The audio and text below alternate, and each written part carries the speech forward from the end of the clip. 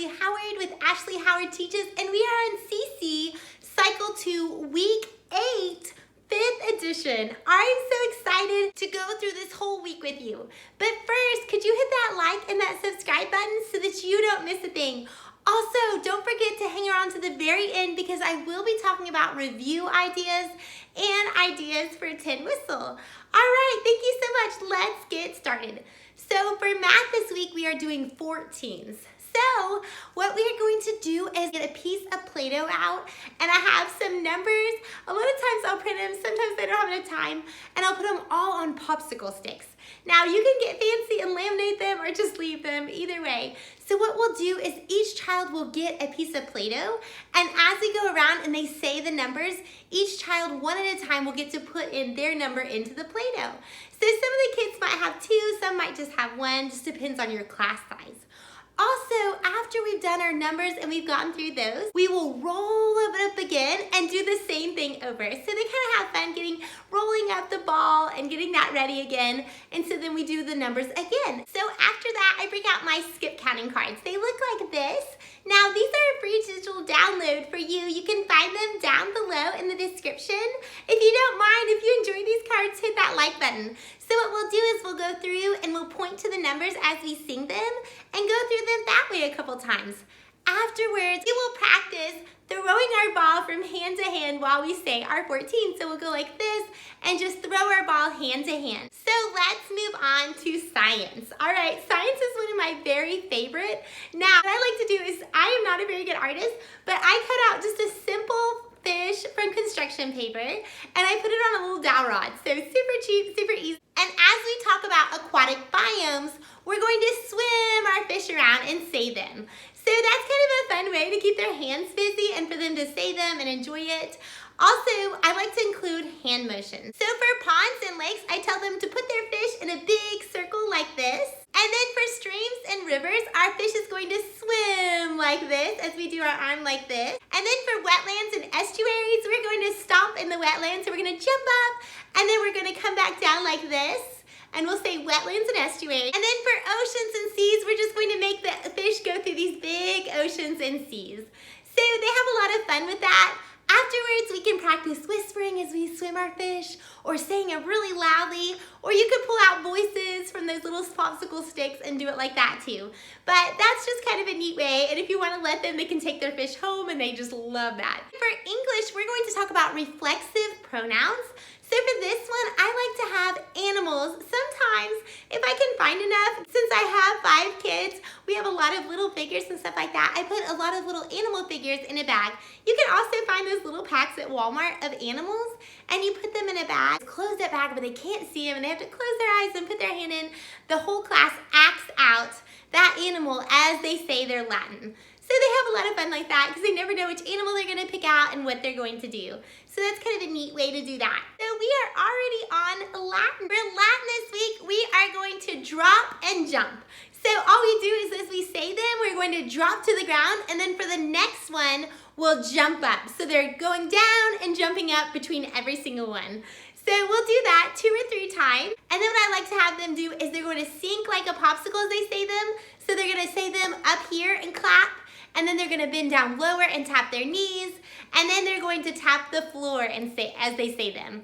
So as they're going through, they'll just keep saying them as they're singing to the ground. And then when they say it again, they're going to grow like a tree. So they'll come up, they'll tap the floor, tap their knees, clap their hands as they're saying their Latin words. So let's move on to history. All right, so we have a huge sentence for history this week, but no worries, we have a lot of hand motions that we can do.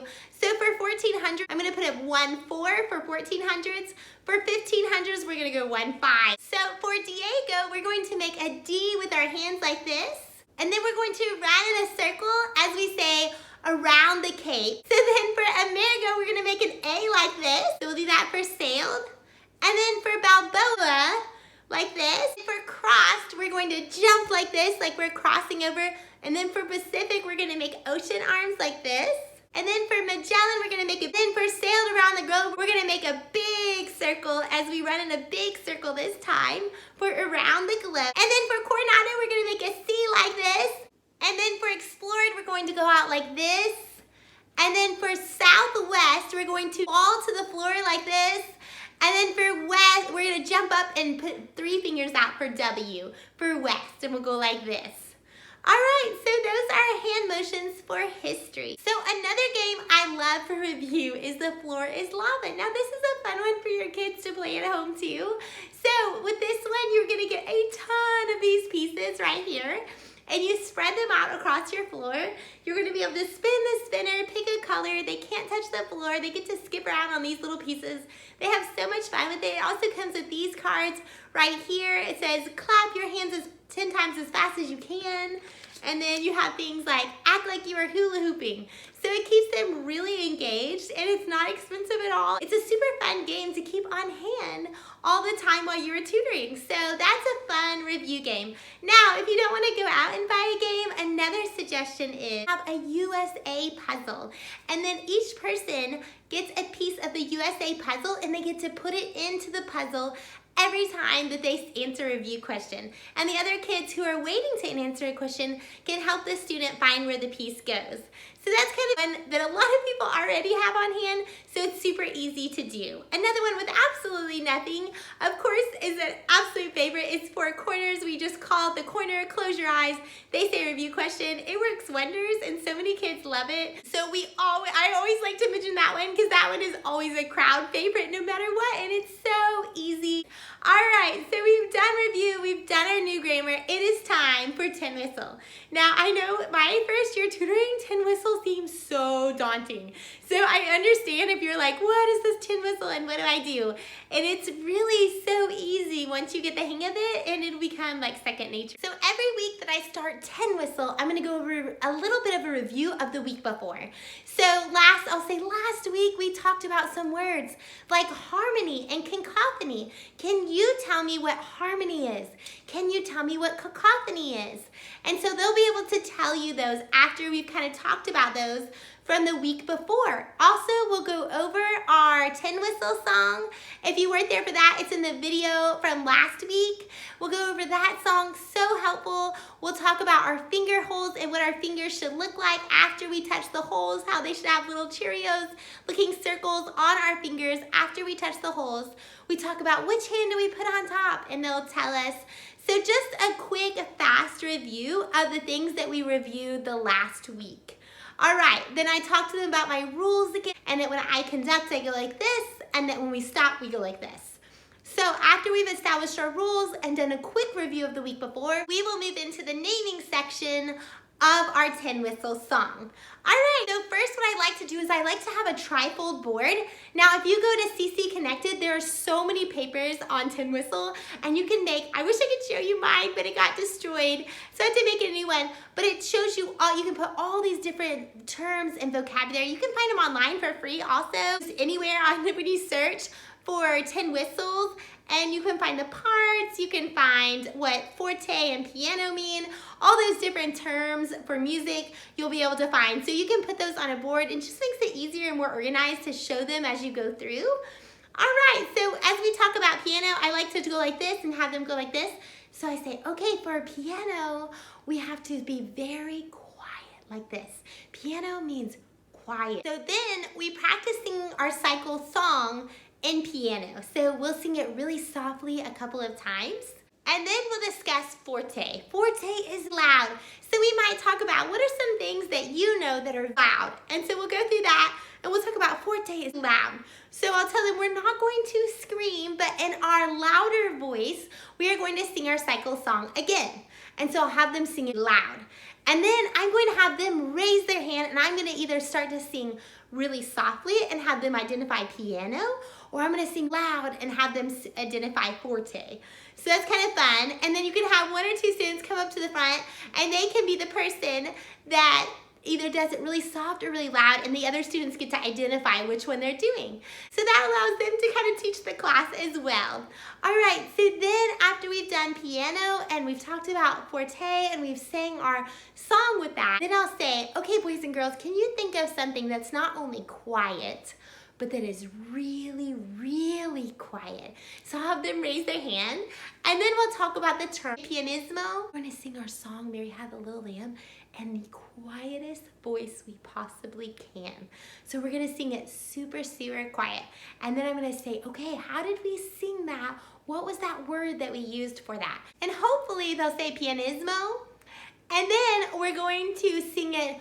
Okay, everybody, can you think of something that's not just loud like we talked about with forte? Can you think of something that's super loud? Okay, so they might say fireworks or something like that. So afterwards, we're going to say, okay, that one is called forte-ismo. So then we're going to practice singing our song super loud, but not to disrupt others. So louder than we did before, but not too loud as to disrupt others. So then we're going to talk about the term mezzo piano, and I like to have these on my board, this trifold board that I told you about, and we'll point to that one. And that one, I say, what do you think mezzo means? So we'll talk about mezzo, and we'll talk about how it's kind of a medium sound. So it's medium soft. So it's not going to be our tiny little whisper like pianismo, and it's not going to be a whisper like piano, but it's going to be in the middle somewhere. So we'll practice singing Mary Had the Little Lamb with that voice. We're talking about mezzo forte, and then I'll ask them what they think that means. If mezzo piano meant medium soft, what do you think mezzo forte means? And so hopefully they'll say medium loud. So we can go through that and sing our song that way again. We can also practice getting out our tin whistle and playing the 1, 2, 3, 4, and doing that in piano, and in forte, in mezzo forte, and mezzo piano. So there's so many different ways they can do this. They can also just practice humming with those different sounds. So there's a lot of different ones. You could even do cards where they pull out either piano or forte, or piano forte or fortissimo, and they get to say their name, or if they're a little bit older, they get to sing the song in that way. So that's kind of a fun way. They can each have a turn to pull one out, and they like to do that. Or they can use an instrument, maybe you have a maraca or something like that, if they're a little shyer, and they can practice doing it like that so they don't even have to say anything. So those are some fun ways to kind of incorporate your words, but still keep your class with their hands on, because if you're not having them play their tin whistle and you're just talking, they might not tune in. I've had that happen before. So it's always fun to keep those hands moving, their thoughts moving, keep them engaged, keep them involved in this process. So then one of the things that we're supposed to do is we're going to get all 6 of our fingers.